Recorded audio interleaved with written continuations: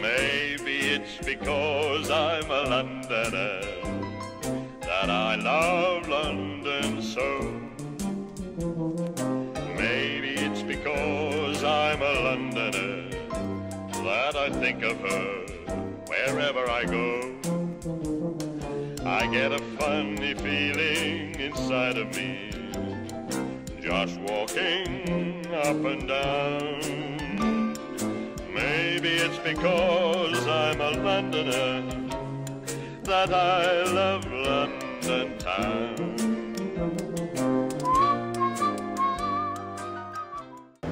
No, I don't think so. I haven't. Are they bandits? Are they on the run? Well, my family were born and bred in London, so obviously like, I remember from when I was a youngster, so they're the tradition of London, aren't they? They're part of the London tradition, years, go back years, aren't they? So, Hi, my name's John Waters. I'm the Pearly King of Finsbury, and I've been doing this here Pearly work for 8 years now, and it's been a long old trudge, but it's been well worth it.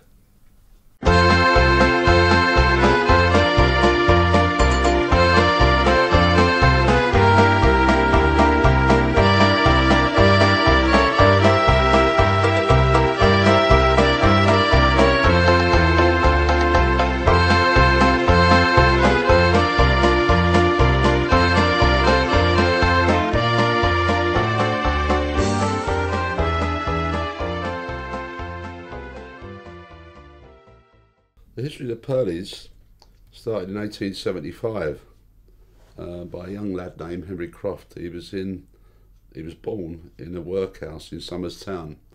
When he came out the workhouse, he got a job with the local vestry because we didn't have no councils then. He became a rubbish sorter in the vestry there, which is not a council obviously. And when the horses and carts used to bring stuff in, he used to sort the rubbish out and find lots of buttons, lots of cottons, lots of bits and pieces like recycling now.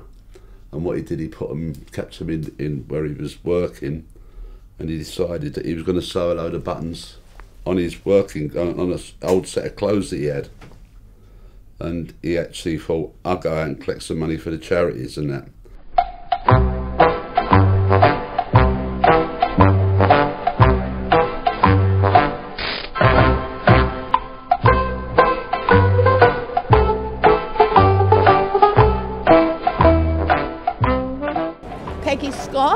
I'm 72 and I'm a Pearly Queen of Highgate.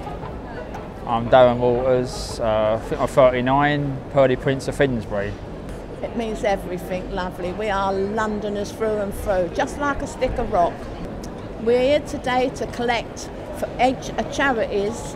We collect for about 40 something, yeah. But we don't refuse any charity if they want assisted help.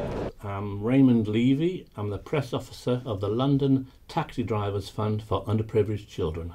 The London Taxi Drivers Fund for Underprivileged Children started 85 years ago this year in 1928.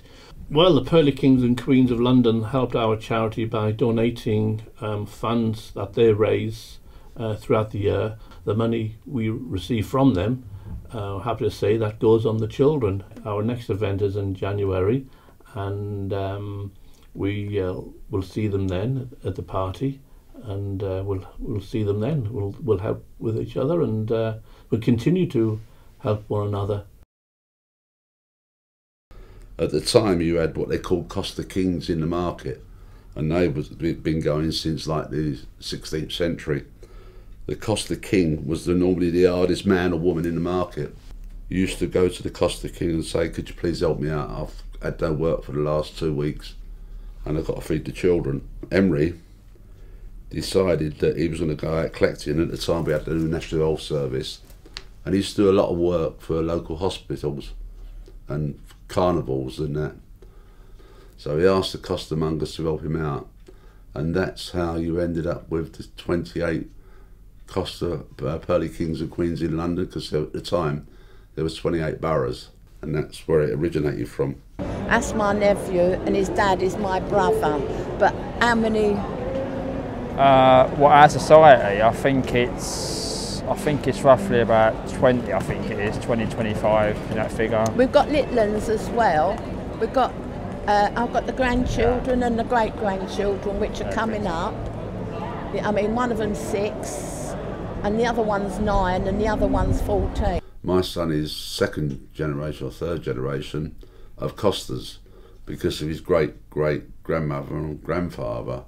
So my wife, in her own right, can become a Pearly if she wants to, but she chose not to do it.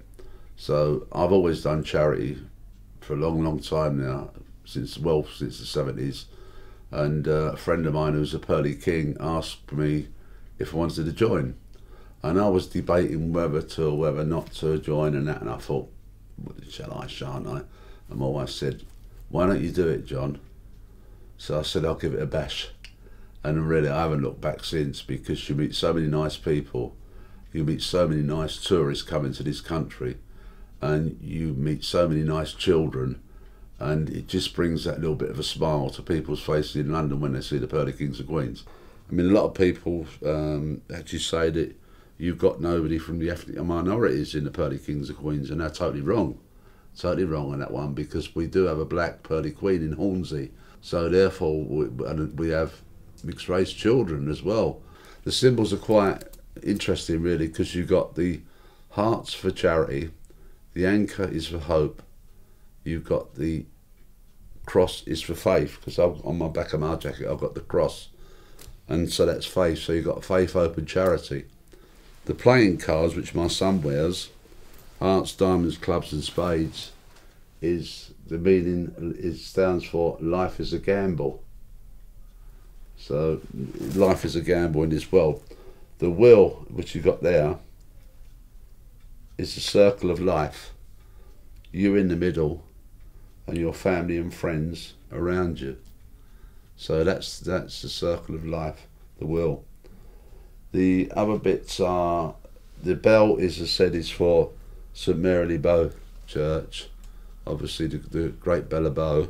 The fundraising side of it is actually, it could be good, it could be bad, because you're out in all weathers, rain, snow, fog, hailstones, blizzards.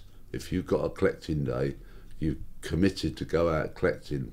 If whether you raise £10, £20 or £5, we don't care, love. If it's raining, we're out in it. All weathers, isn't it? All weathers, lovely. Cold, snow, and we all come out in the snow.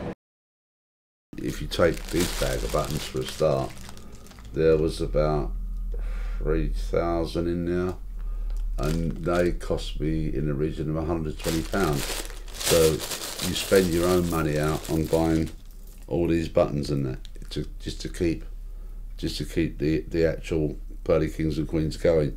It's like me and my son have booked a week off of work, believe it or not, for leading up to the Poppy Week to collect money for the Royal British Legion.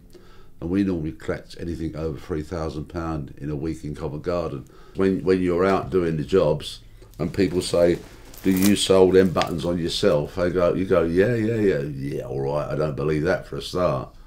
But now you're filming it, obviously you can see that we do sew our own buttons on. All right, we may not sew them on correctly at the end of the day, but you have to replace the buttons on a regular basis.